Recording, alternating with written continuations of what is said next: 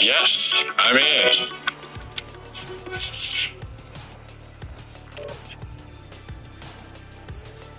Carrie worked 3 blocks from my apartment. So we immediately started spending a ton of time together.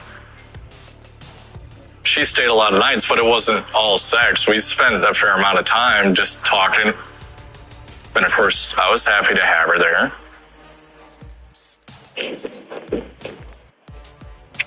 And then one morning, I got up at 6 to go to work. I gave her a little kiss. I'm out the door. I didn't know at the time, but that day would change my life forever. About 10:30, I get a text from Carrie.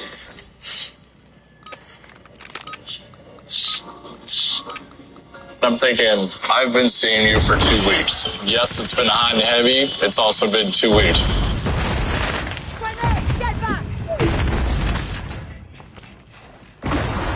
I felt like I no sooner said sand, and I'm just getting a barrage of texts back.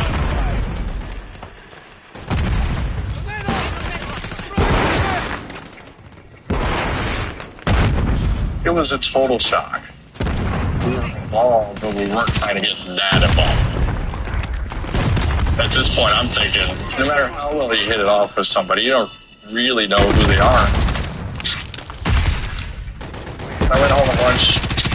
There was no sign of Carrie. Her bags were gone. Her toothbrush was gone. She was gone. I felt kind of sad that it didn't work out, but trying to get on with my life like nothing happened.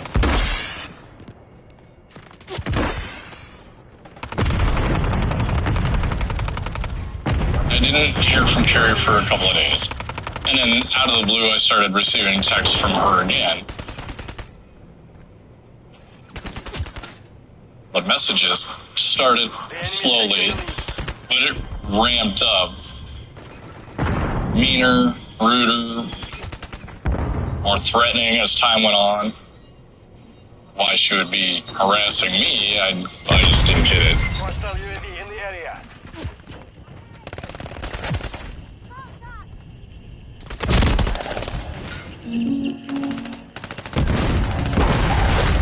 At that time, Carrie was very much her own person. She'll let you know her opinion.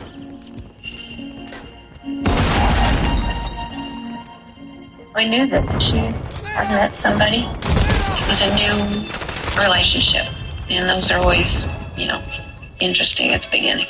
He lived just a couple blocks from where she was working, which helped, and she could stay there. So I didn't think too much about the fact that I didn't talk to her.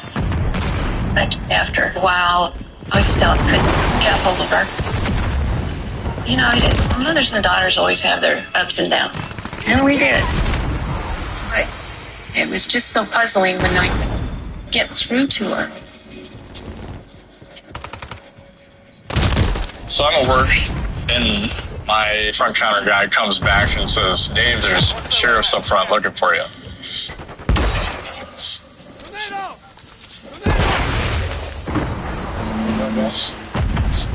What could I have possibly done that the sheriffs are looking for me? I don't know what's going on here, but it's not funny. The first thing they asked is, "Do you know Carrie Farmer?" Of course I did. They told me Carrie's mother had filed a missing persons report. I'm on the hot seat now. They're looking at me like, "Why don't you know where she's at? You're her boyfriend." So I pulled my phone out. I showed them all these nasty messages I've been getting from her. After that, their whole demeanor changed. The sheriffs implied that here's a bad breakup, something they see all the time. It's not, and it should stop pretty shortly. Nobody stays around that long harassing people.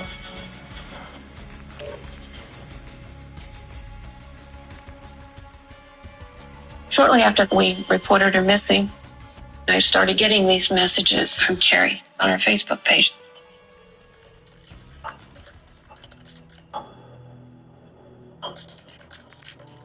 Hostile UAV in the area.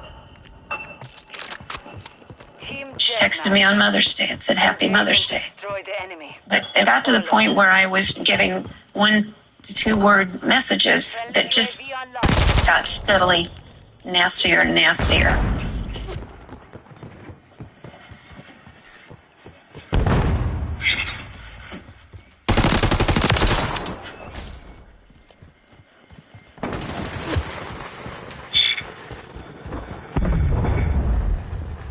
Seen Liz for quite a while.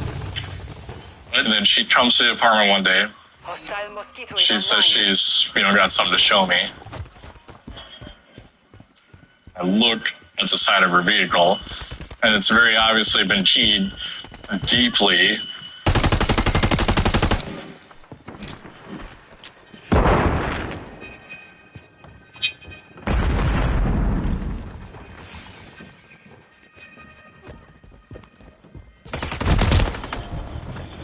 It turns out that Liz is being harassed by Terry in the same ways as I was, by text and email. Terry was clearly jealous of Liz.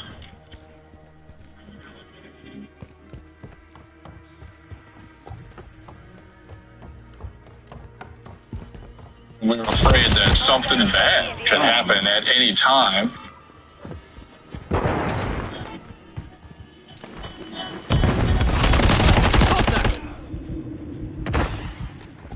Getting hit hard.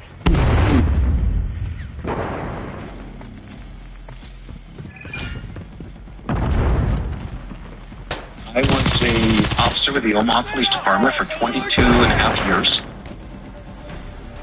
It's 10 to 12 years of my career, which is a special victims unit detective. Specializes in domestic violence and stalking.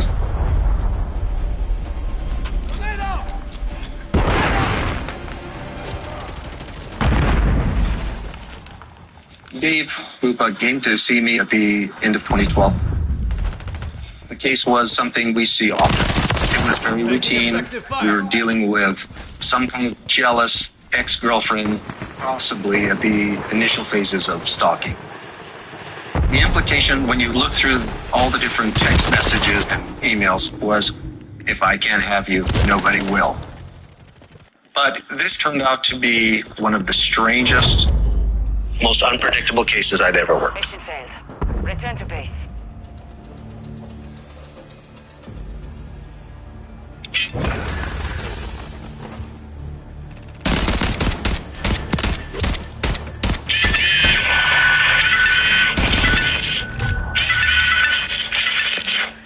The text from Carrie for the first several days came from her original phone. But after that, they changed. It was multiple other phone numbers. 20, 30, 40. You couldn't block them fast enough.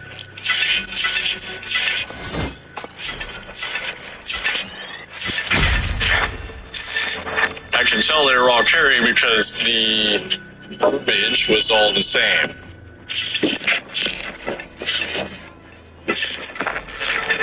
The same happened with the emails. The emails were under all different kinds of aliases or just random names and upwards of 125 a day.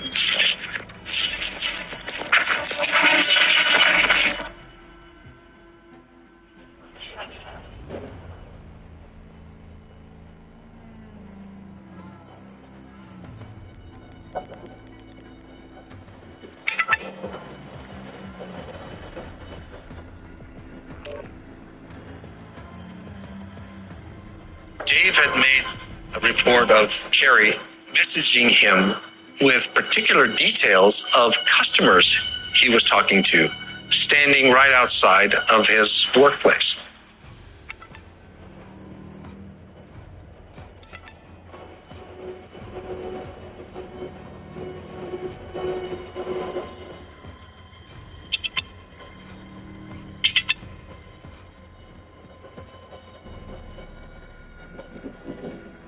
I thought, okay, if she could see what he was doing,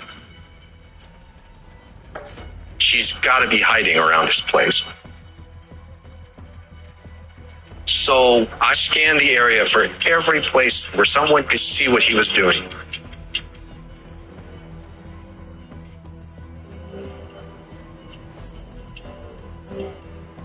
I was doing a reverse stakeout to find out where she was watching from.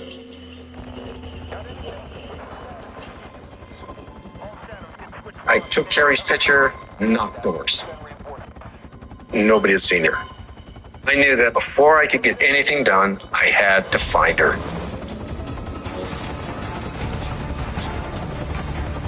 What happened next was a total shock. Carrie told me she was living a couple buildings away from me in the same apartment complex. Team, deathmatch. The enemy comes to us. Eliminate them. We've taken the lead.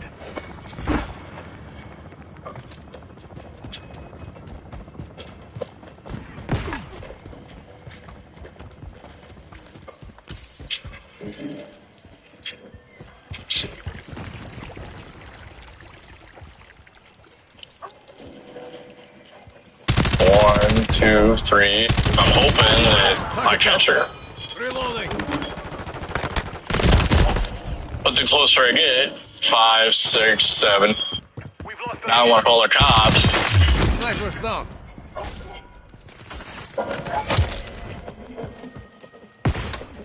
I'm working myself up into a frenzy. Secure the lead. I don't want to call the cops. I want to hurt her bad.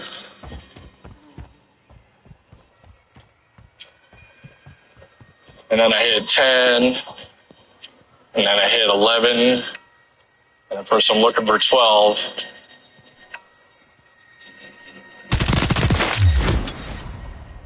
And there's no 12. Destroy the target. Doesn't exist. Just one more part of the mind. Fuck. Destroy the target. As I'm walking back to my apartment, I'm looking at all the apartments everywhere. I'm wondering which one she's watching me out of. Reloading. She did it purely to mess with my head. Contact.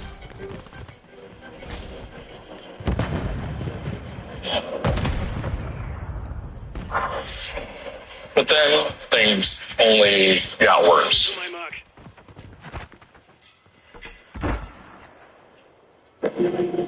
Oh, fuck. Harry's inside Liz's house.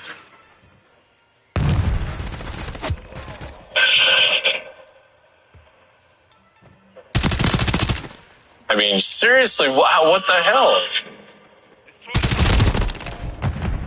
This is definitely a big escalation. Destroy the target. We find that not only has she keyed Liz's car in the garage, but she's spray painted on the wall.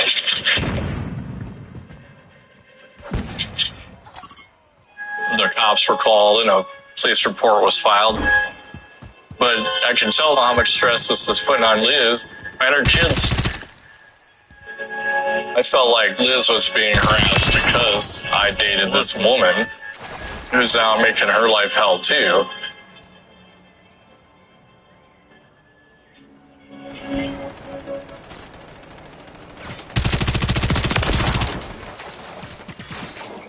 I felt like she was the real victim in all of this.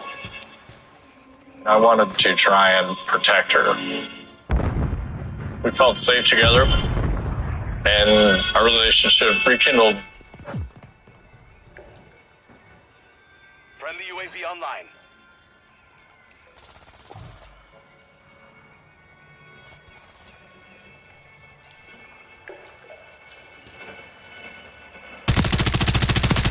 Changing mag. Dave and I were still pretty close. The kids went to his house on the weekends, so they knew some of what was going on with Carrie and her threatening Dave. After he had told me of all the text messages and the vandalizing, I told him that I didn't want the kids going over to his house. If he wanted to see them, he had to come to my house. It made me very nervous.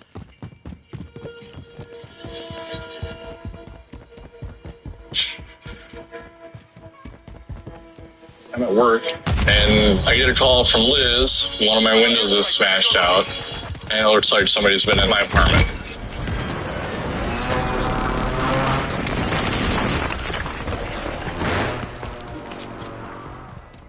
over top of the bed in red lipstick that was written "Go away," or on the bed with some clothes that belonged to Liz. They had been stabbed and slashed with a knife.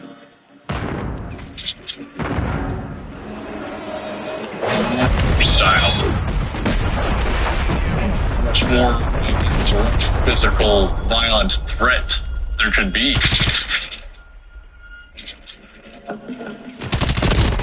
In my mind, I'm thinking, what if Liz was there when Terry broke in? Would Liz have actually gotten stabbed? This is a real threat. This isn't bullshit.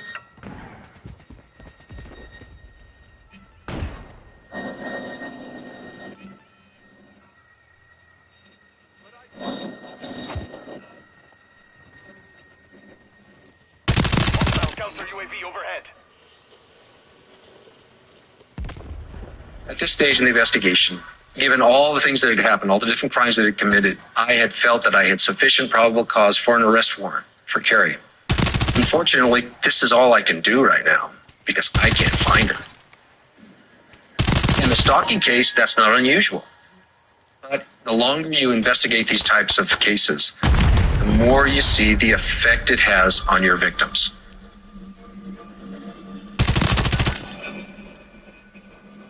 The stalking had been going on for over a year.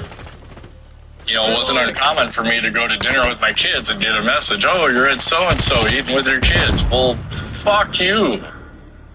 Leave me the fuck alone.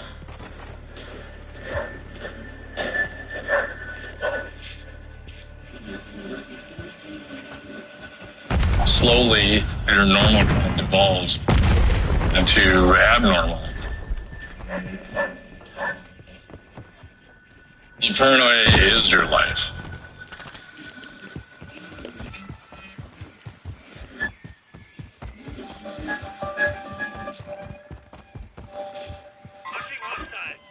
You're thinking about all the what ifs all the time.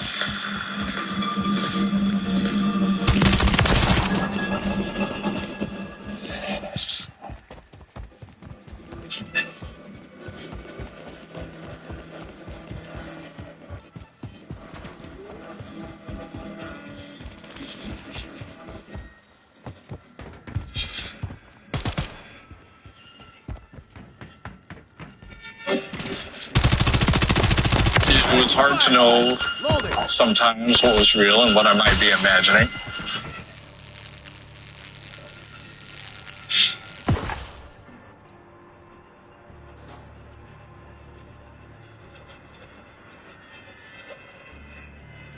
As the months went on, I ended up spending more and more time at the bar. I had a drink, but it took the edge off. My brain could just shut the fuck up for a little bit.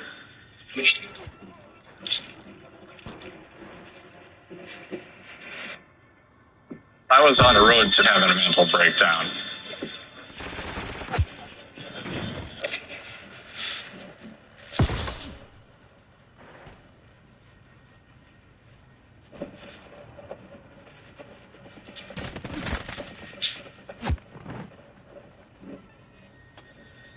Halfway to mission complete. Finish it. My stomach just drops. I'm like, oh shit.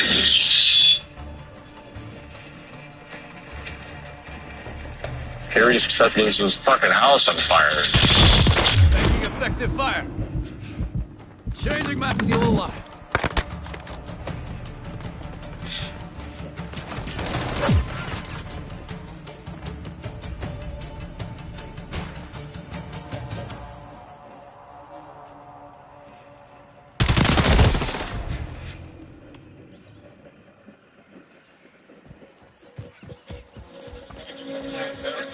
Remaining.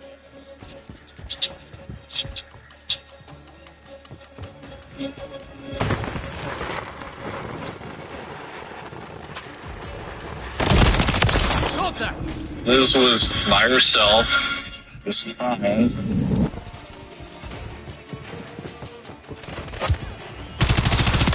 Fortunately, Liz's kids weren't in the house, but all of her pets died. seconds remain. She's lost her residence and everything she owned.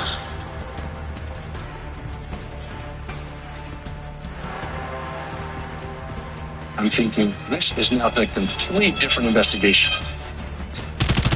I contacted the fire investigator. Taking effective fire. Changing mag. We met at the scene, walked through the house.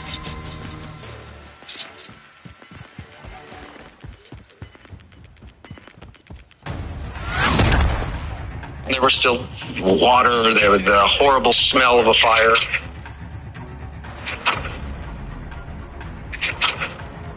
The red flags are just going up all around me. And I'm thinking, this could get to the point where someone gets seriously injured, murdered. And in the back of my head, I'm thinking, I've got to catch this person. Our investigation at the scene included, of course, speaking to Liz. The interview was recorded on tape. I understand there's been some problems. What's the about that? The guy that I've seen, he has a girlfriend. 2 weeks, and she's been stalking me since November. Do you know her name? It's Carrie. She was texting me telling me she wanted to kill me and my kids. Okay, it's pretty obvious it's intentionally set fire. What about my animals? The animals. I know that they're all dead, but The Humane Society is going to take care of the animals. Sorry. I just wish we'd go away.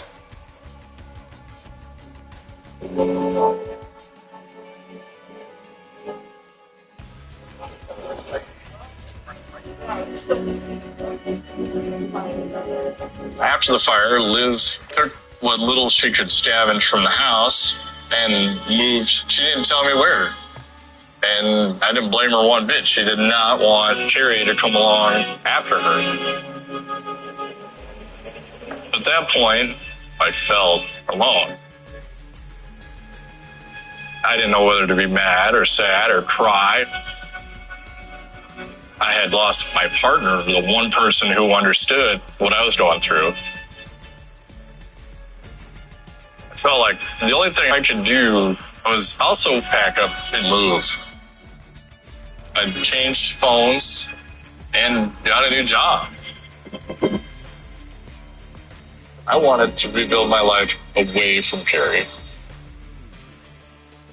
the back of my mind, I knew that she was still out there.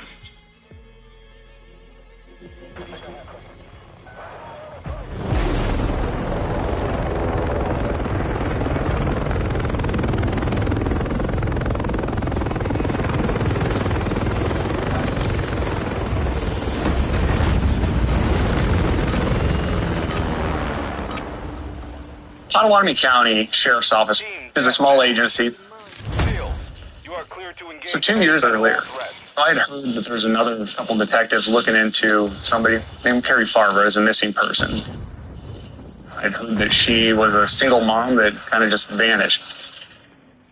You know, he had physically seen her, but she was still communicating via emails and text messages. At the same time, detectives from Omaha Police Department had been investigating arson and harassment, vandalism, but after a long time, the case had kind of gone cold for the investigators that were looking into it.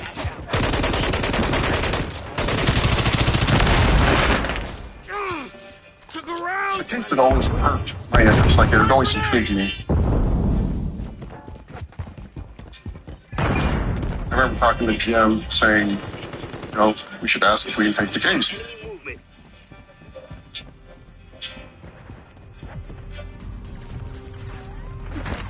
Me and Ryan were best friends. That was a good shot there, Ryan. Jim's the most metro cowboy I've ever met. I don't think he's ever ridden a horse, but he pulls off the look. Ryan is more of a shoot from the hip kind of guy. Not many. I'm a little bit more organized. Our skills and abilities really complement each other. And so Avis and I went to our boss and asked if we could take over the Kerry Farver case, and he gave us the go-ahead.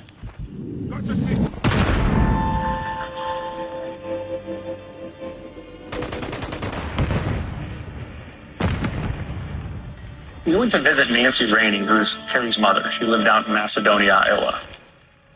And she told us how this whole case got started. Friendly mosquito deployed. It had been several years since we talked to an investigator face to face. And I was skeptical. I probably was a little short with him when he came in because I didn't have much faith in it. Now, what day was the last time you guys saw her? We Steve lived in 2012. So, a couple years ago. Dr. 6. Shortly after she left, I started getting messages saying, I've taken a job in Kansas and I'm going to be making $100,000 a year. And Max, her son, had stayed with us. I'm curious about how she was before she left. What was going on? If she mentioned anything? She was tired because she'd been working on it.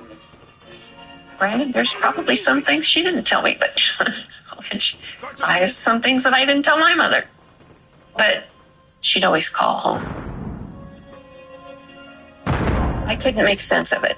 And that's when we reported her missing. If she's just decided she doesn't want to be around you, that's obviously that I'd like to know if she's okay, if she's sick, if she's hurt.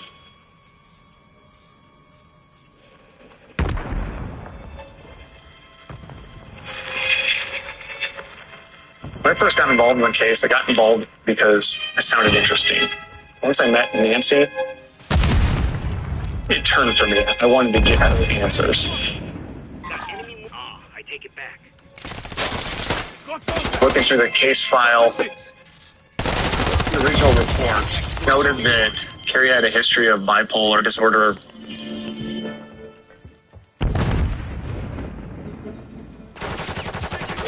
Yeah, she had depression problems. I presumed she would have taken medication with her, but she hadn't. If Kerry wasn't taking her medication, it might suggest her change in personality to start the harassment, the messaging, the stalking, and all of that. Mosquito active. The original investigators came to the conclusion that her vanishing was a symptom of a mental health crisis. I had hope that she'd be back. Lost the lead. Taking the lead. I'm hit!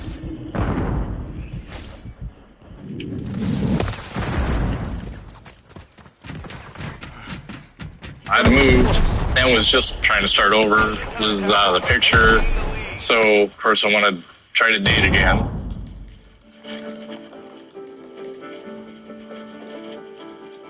I hop back online onto another dating site. Make a profile, start talking to people. End up talking to a particular woman. Things are going well. We're chatting. Set up a date. You're halfway to mission complete. Finish it.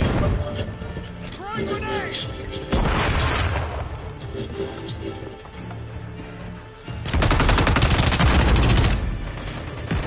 I've been there an hour. Waiter comes over, says being stood up or whatever. And I'm like, looks like it. Reloading! So I sit there for a little while longer. And sit there. Mine detected. And sit there. Sit there. And about the time I decide she's not coming, she sends another message.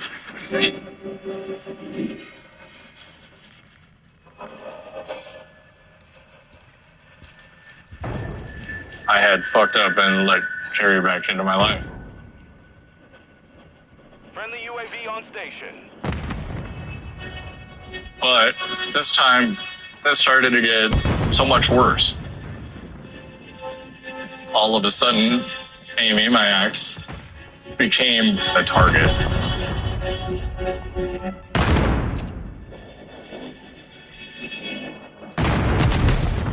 I started getting messages from Carrie telling me I needed to stay away from Dave. Going flash.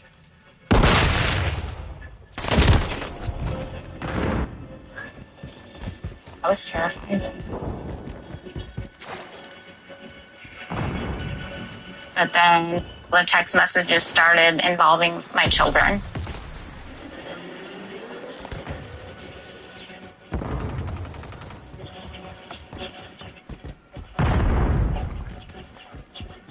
One weekend, me and the kids went to the park to play for a while.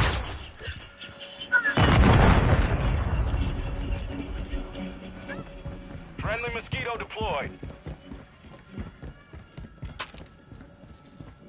Trophy system.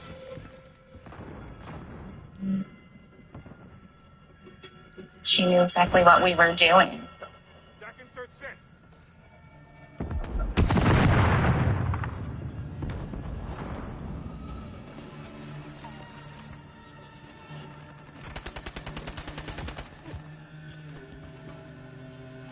UAV online. Visual on it. I was thinking, is this lady following me all the time? One night, I got a text message from Carrie saying she was going to slit my kids' throats in their sleep. I found my son sleeping on the couch with a baseball bat. I woke him up to tell him to go into his own room, and when I asked him why he was sleeping on the couch, he said that he was going to protect us. It was heartbreaking. No kid should have to feel that way. Friendly UAV on station. Looking for something that is a target. I did feel it was only a matter of time until somebody gets hurt for real. There was a need to protect my family. So my father got me a pistol. It was a Smith & Wesson 9mm automatic.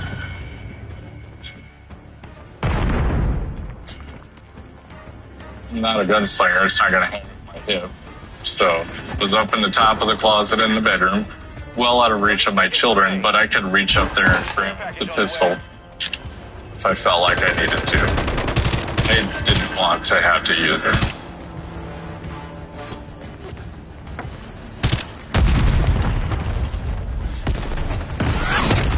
There's a lot of mystery in this case, Mission is complete. but Good work. the biggest thing that stuck out to us is that Carrie had not physically been seen or heard from for 2 years at this point. The emails, the messages, and the social media alone were not proof that Carrie Farmer was alive. In those messages, Carrie said she was quitting her job, moving to Kansas, and just needed some space. But when we looked at the original investigators' photographs of Carrie's home, we found that her closet was still full of clothes. All of her belongings were still in that house. It was just like she was coming back tomorrow. She was coming back this afternoon. Nothing was changed. Bed was made. The coat was still hanging on her chin. Nothing there suggested that she had packed up and moved to a different city. We got Carrie's bank records, and what we saw then were 2 transactions that had happened just a couple days after she went missing. And after that, there's nothing. And of course, it's hard to exist without money.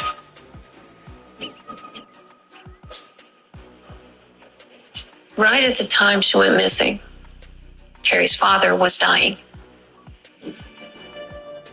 In my mind, she would never have left because her dad was so sick. 2 weeks, 3 weeks after he passed, I had this very vivid dream about him. And in that dream, it said, "Nance, she's with me. It's okay." I can still see his face. I had to be there for Max to give him a stable life. He was only 14. I don't know if it's a mother's thing or what, but I just knew Carrie's not with us anymore.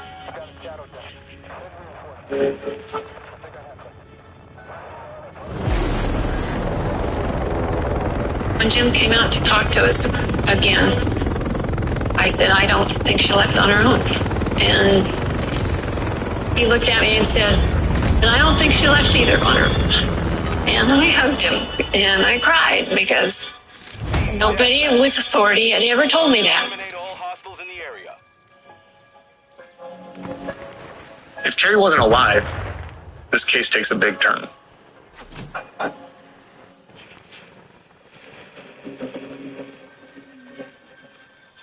It was all just theories and speculation. But we continued the case, looking at it through the lens of a death investigation. We've secured the lead. Dave and Liz had been getting these harassing emails and text messages from Carrie for years now. But if Carrie was dead, clearly she hadn't sent the messages. So in order to figure out what happened to Carrie, we need to figure out who was sending these messages. Taking the lead. We needed an IT guy. We've lost the lead. In just a second. Took a round. Changing mags. I've got Soylent, which has caffeine in it, and then I've got coffee, which has caffeine in it, and then I've got the remnants of my last coffee, which has caffeine in it. Tony Cavo worked for our IT department, and he was also a volunteer for our sheriff's office as a deputy. Soylent. I'm reloading. It's what nerds drink instead of eating. For the most part, I just drink 2 or 3 of these a day and then eat some hummus. As a reserve deputy, Tony was paid $1 a year to help with digital forensics investigations. I don't know if it's clear, but I'm also apparently on the spectrum. That does make sense when you see that I eat and drink the same thing every day. I think it actually helps with the investigations and all that. Setting line. In the Carrie Farber case, there were hundreds of thousands of email messages, hundreds of thousands of text messages, over 2 years of digital evidence. If we could figure out where the messages are coming from, we may be able to find out what happened to Carrie. Every computer on the internet has an IP address. It stands for Internet Protocol. It's like the address on your house, except for your computer. And so if we can find an IP address for an email or that was used to send a text message, we can use that to try to trace that back to an actual location. But it seemed like whoever was sending these messages was using a lot of different services to hide their real IP address. VPNs, proxies, and sometimes even the Wi-Fi at McDonald's. I was just certain that there's going to be an IP address in there somewhere that would be key in trying to solve this. The solution was to write the program that I needed.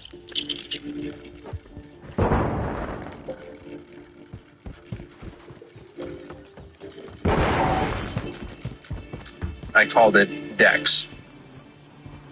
Throwing grenade. Once I have DEX available, I start asking it questions. I was trying to find a pattern in the chaos of all this information.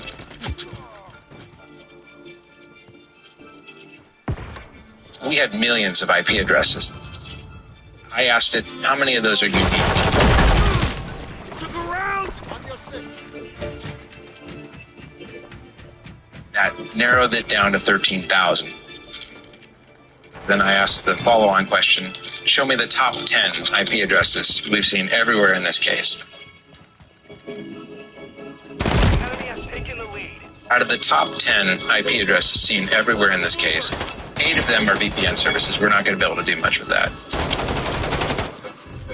The very top one, the one that we see the most, that IP address was 174.71.6.113. Hostile UAV in the area.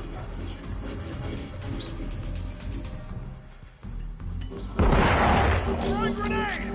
The IP address was connected to a house in Council Bluffs, Iowa. It was the home of a man named Todd Butterfly. This was a huge shock because Todd works at Pottawatomie County and I'm his boss. Throwing grenade. Frag out. Obviously, this was an awkward situation. The enemy is gaining ground. Push them back. The first step was to hide where our case file was, because as an IT person, you would have access to all these files. Clock's ticking. At that point, we had to present him with a search warrant to search his house. We're suspicious of Todd. He's an IT computer guy. In this case is usually digital. We also asked if anyone else had been living there with him using his Wi-Fi. Taking effective fire! He told us that he had a on-again, off-again girlfriend. And that girlfriend had been living at Todd's ever since her house was burned down.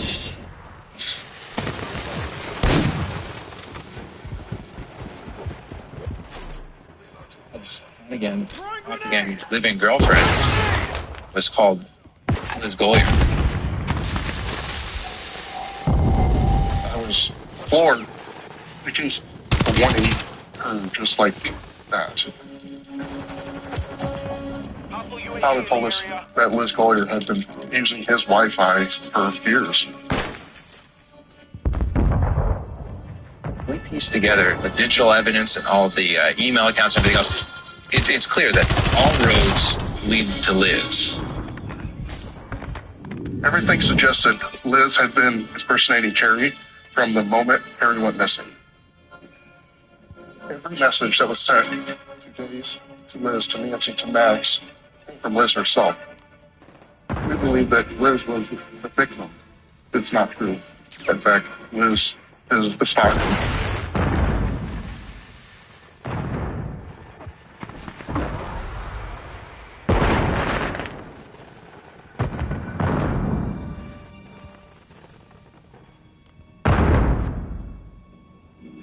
The sheriffs came and told me Liz was the one behind all of it. My brain was spinning. I went to the back of the shop where my toolbox was, and I just leaned on it and cried. On your six. To the ground!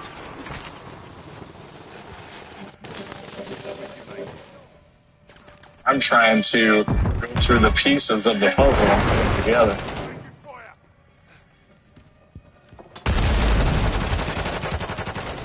Barry was never the one outside my house messaging me. Barry wasn't the one that keyed my car or burned down Liz's house or smashed my fucking windows.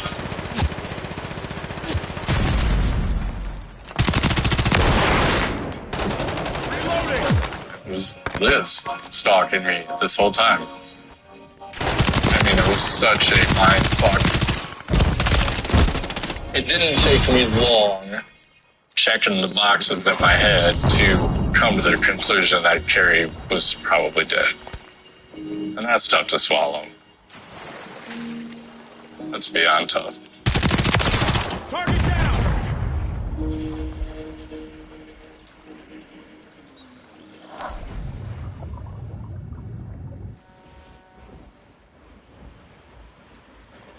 At this point, we believe Liz was responsible for whatever happened to Carrie, but we could only prove that Liz was posing as Carrie. That's about it. We couldn't tell you what happened to Carrie. We couldn't tell you that Liz was involved, and so we couldn't just arrest Liz. But she became our primary suspect on what happened to Carrie. So now we needed to look back through all the evidence that had been collected in a whole different light.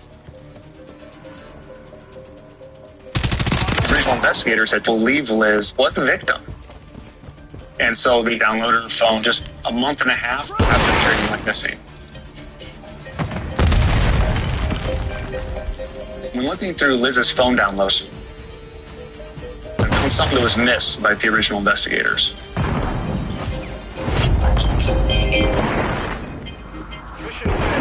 There was a picture of Carrie's vehicle taken on Christmas Eve of 2012. Looking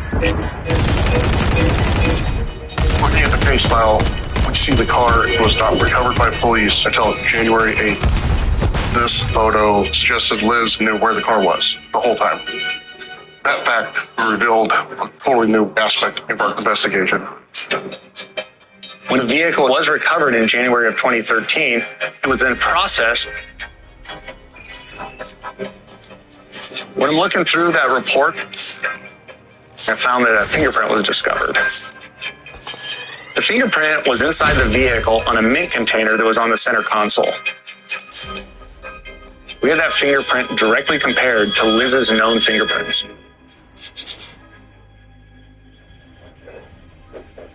It's a match. That's Liz's print on the mint container. This is solid evidence that shows Liz was in Carrie's car prior to January 8th when we recovered that vehicle in 2013. It was a huge break for us.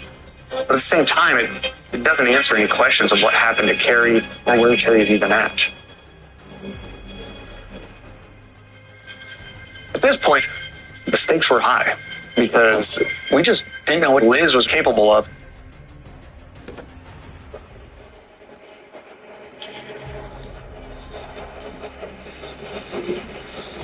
As we were looking for more evidence, we decided to put in a tracker on Liz's vehicle.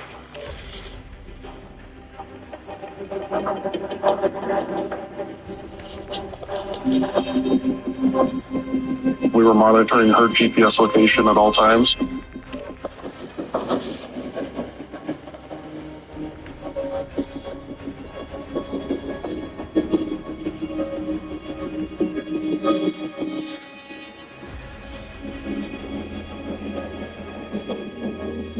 We find out that she's driving and circling around Amy's house on a daily basis.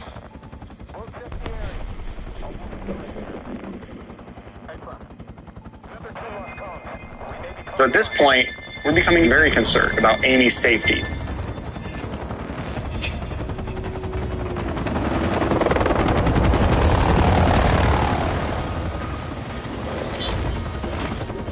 I had been visiting my kids on a Sunday night.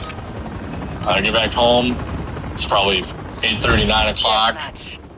I go in my bedroom to change. Eliminate them all. As soon as I opened my closet door, I noticed my gun had been moved.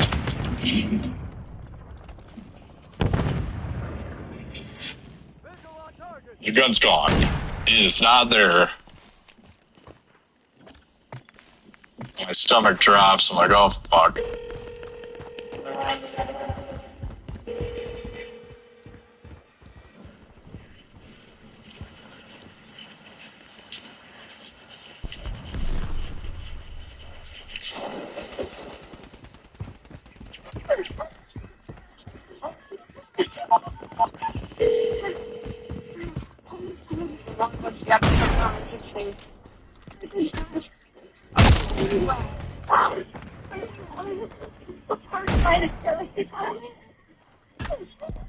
The night of December 5th, 2015, I was out directing traffic at a nativity scene.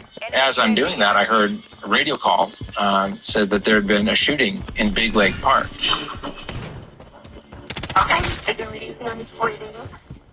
Oh, she's going to spill some blood. Okay. Is the assailant still thereby? Dead on the spot. Woman shot at Big Lake Park. For fucking with me. When I heard that, my heart immediately just dropped my stomach. I mean, like that. I was convinced Dave's ex-wife, Amy Flora, had just been shot at Big Lake Park.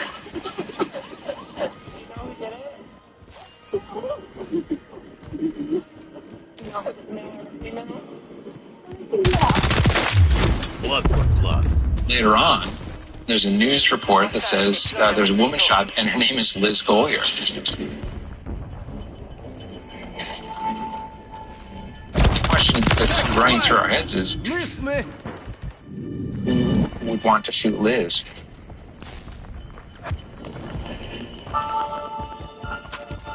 Shocked and concerned to recently a shooting in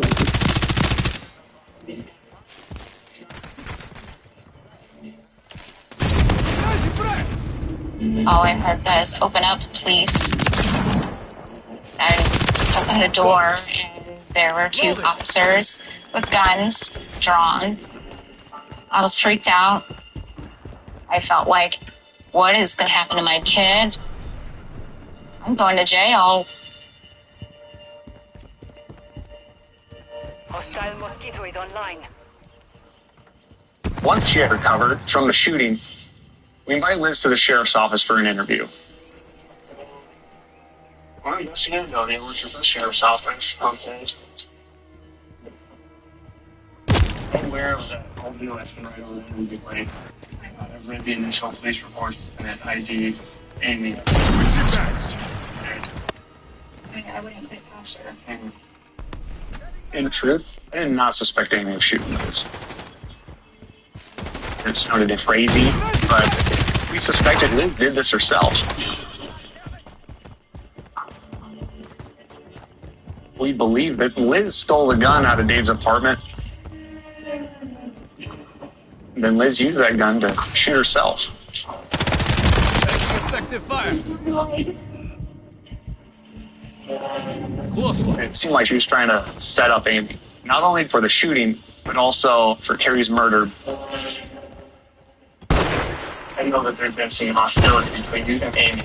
There's the same hostility that she has towards Carrie, too. Yeah, she's persistent. I've told Dave that. She's told me that. It's constantly she's been towards Carrie. She wants to beat the crap out of her, like, all the time. Into the game Liz was playing, and we were going to play along with her theory. In my head, I'm thinking, if she was bold enough to go and maybe shoot you, okay, she could easily be bold enough to throw something to Carrie. We were hoping she was going to help us out any way she could if she thought we were going to lock up Amy. So we used that to try to turn the tables on Liz, deploy a bit of a ruse on her.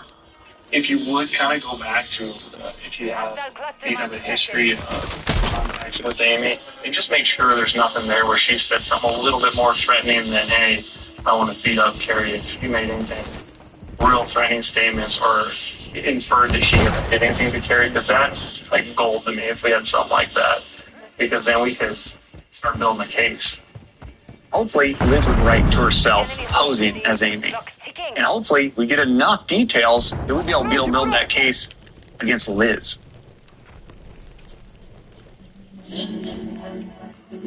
Liz thought she was smarter than us, but she was playing checkers, we were playing chess.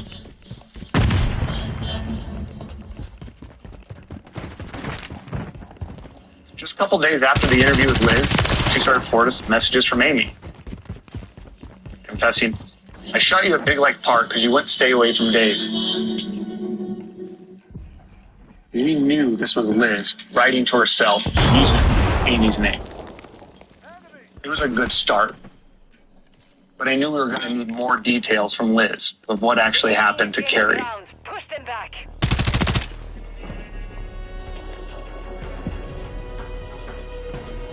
I know the police couldn't just go and arrest Liz because they just didn't have the evidence to convict her.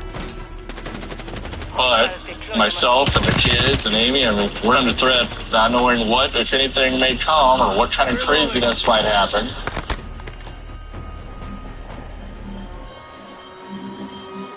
If she could shoot herself, what else is she capable of? I was terrified at that point.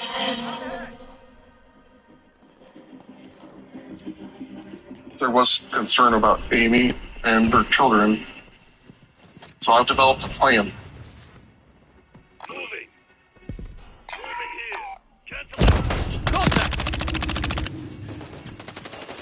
I got in touch with Dave and recorded the conversation. Whatever it could be around the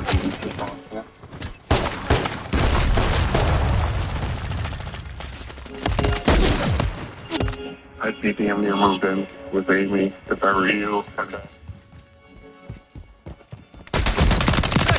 if I had to get back with my ex and move in with her, she'll be as long as I know my kids are safe.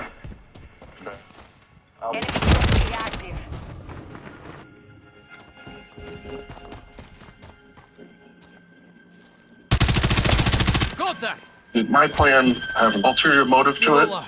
Yes. We knew as soon as Liz found out that Dave was going to the we're going to start seeing some real raw emotion coming from her.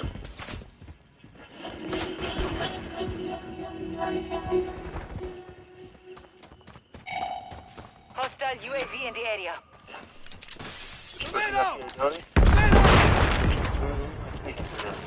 Wait, so what's going on? She's still in her listed. She gets to shoot somebody, and then she's still in her listed, and then she gets to move in with them. And you guys are arresting her. There's only so much I can do if Amy's not talking to us. You still there? Yeah. Blood for blood. If she does let you know some more specifics, that's the kind of stuff that makes a case. Alright. Right. UAV active. That phone call with Jim was the tipping point. The plan was actually working.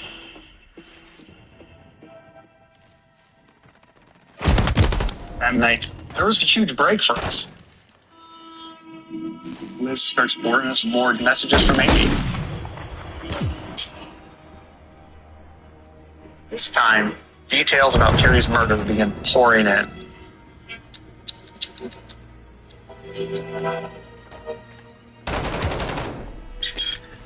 1 minute remaining. The emails seemed like a description from the killer of what happened.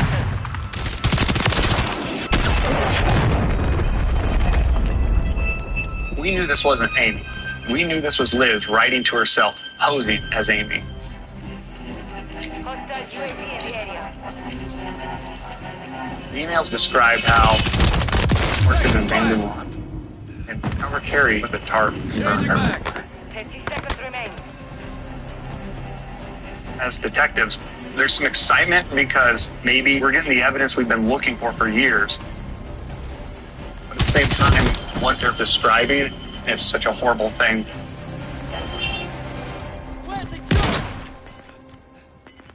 These confessional emails, if true, were a huge break to us, because up to this point, we had no idea what happened to Carrie. We believed Liz was involved. We had no idea what she had done.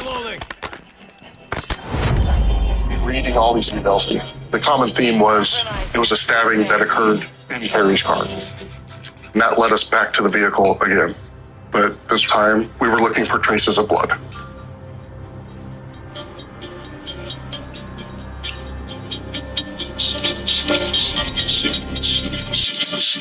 We processed the vehicle with a blood reagent. We just sprayed everywhere we could think of. This chemical, when it hits blood, will glow under a black light.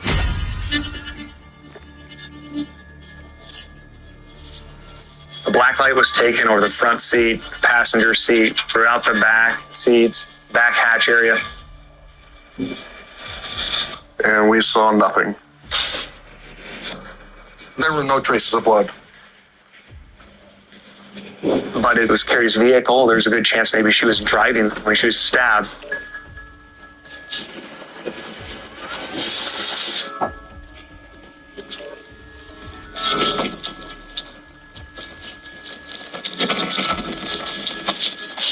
So I pulled the fabric off the driver's seat, and there was nothing under there. It was just normal foam.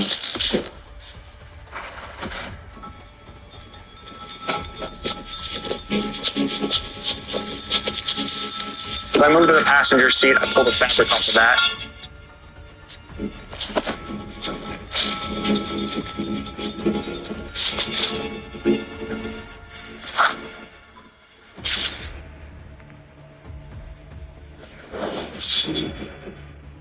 On the bottom of that seat was a big red stain.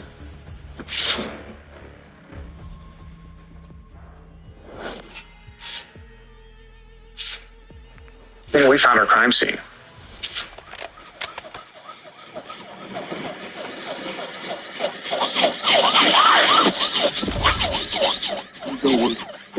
Yeah, I'm gonna run it.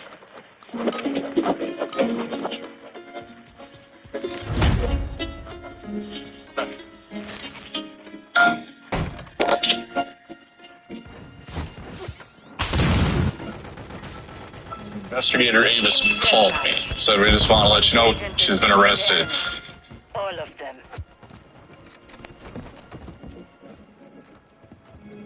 In that moment, it did feel like a weight was lifted off my shoulders. But not all of it.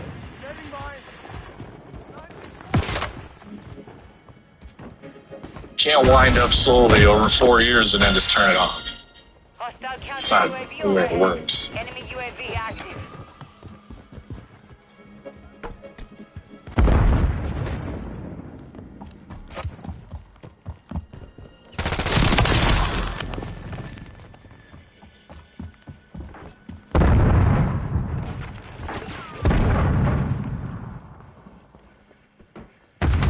Now, the reason why you're in this chair right now today is because you have a lot of questions that you need to answer for me. Deploy the mosquito. Did you ever see Carrie's car? You ever seen it? A picture of her car with her plates, her Explorer, is on your phone. She broke up. You drove her car. You drove her car. No, I didn't. Never did.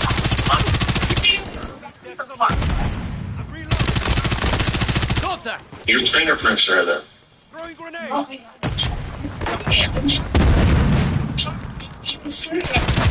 This is where I want you to think hard, okay?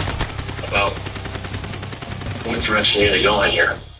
Are you going to sit in this chair and be remorseful? Or are you going to sit in this chair and be full-blooded? Because right now, after 4 years, this family's been looking for answers. For years and years, people have been sending emails under Carrie's fictitious accounts. The IP addresses show up to whose house? Your house. Why would you create all these emails? I haven't created any emails. They're coming from you. I'm going to be accused of something that I didn't do. The finger's pointed right. And I'm done talking, and I'm going to have my attorney.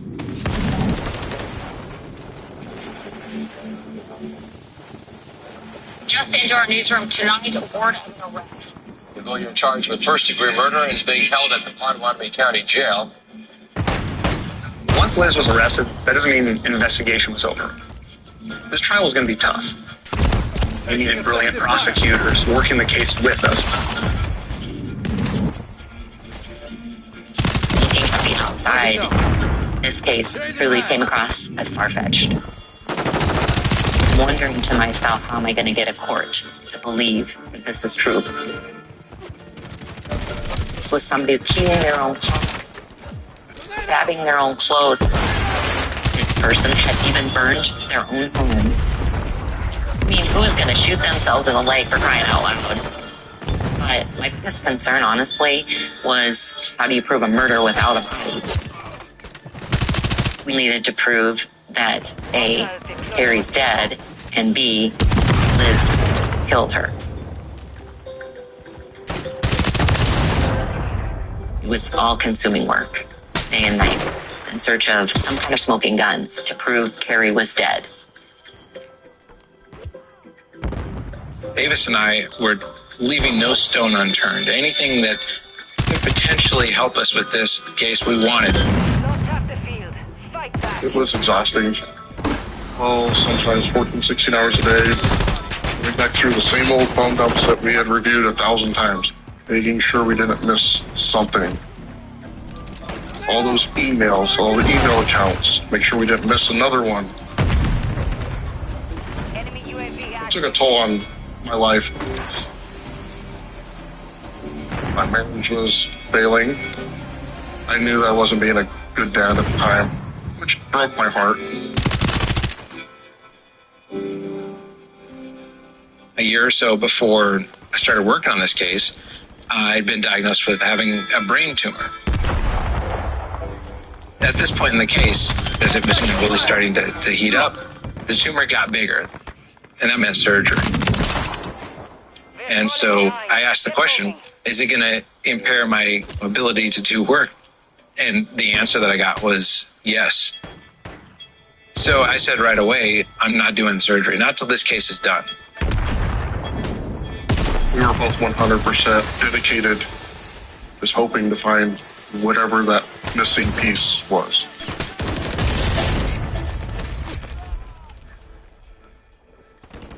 We were going back to everyone, asking them, is there anything else that you haven't told us? we interviewed Dave for what had to have been, 13th, 14th, umpteenth time. They turned around to leave, but they kind of stopped, and Kava turned around, but, just really offhandedly.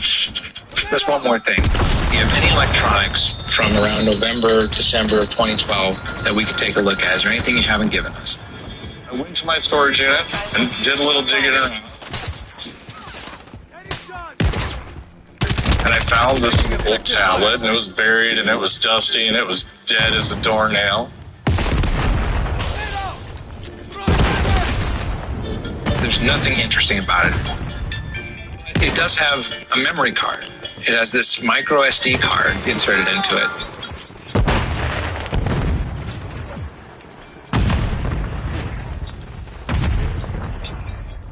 When I examined that micro SD card, blood for blood. It didn't show any files at all. Nothing's on it. Like it's been wiped clean. Friendly mosquito active. Hostile IMS active. But we can look deeper and we can look for deleted information. And so that's what I did. And then all of a sudden,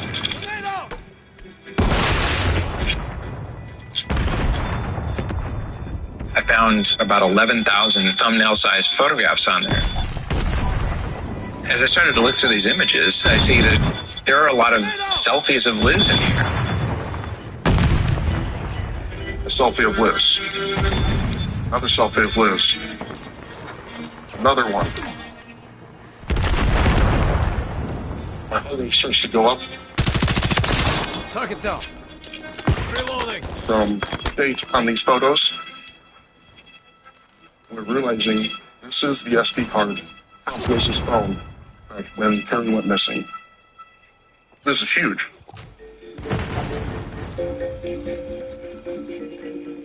Hostiles deploy the mosquito. I started to look through the thousands of photographs. Is there any information here from 2012 that would help us with this case?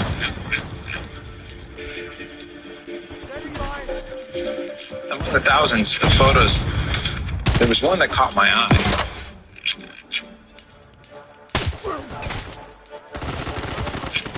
I thought it was a piece of rosewood. I didn't think it would have any bearing on this case, but I was curious because it looked different. When I took a look at it from a couple different angles, I thought, this looks like a foot. I'm not a pathologist. I do have a copy of Gray's Anatomy, so I went to the bookshelf. And there is a drawing right there that shows that this is where the veins are in the foot. And there is something that happens post-mortem called venous marbling, where these veins become visible. And I thought, all of a sudden, we're seeing a picture of a dead body. This might be Carrie's foot.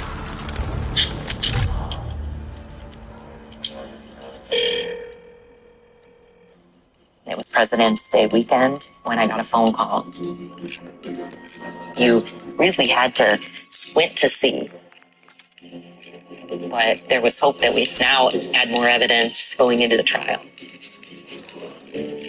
We also felt that we had a way of proving that it was Carrie's foot because I had a tattoo on it. We got a hold of Nancy, and we had to ask, did Carrie have this tattoo? And the answer was yes. Carrie had the tattoo on her foot. It was the Chinese symbol for mother.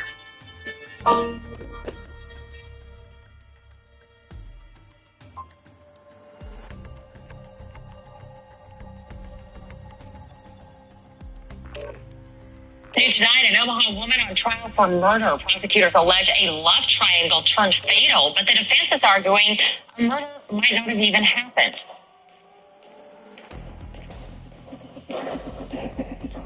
The first day of court, I went in a little nervous.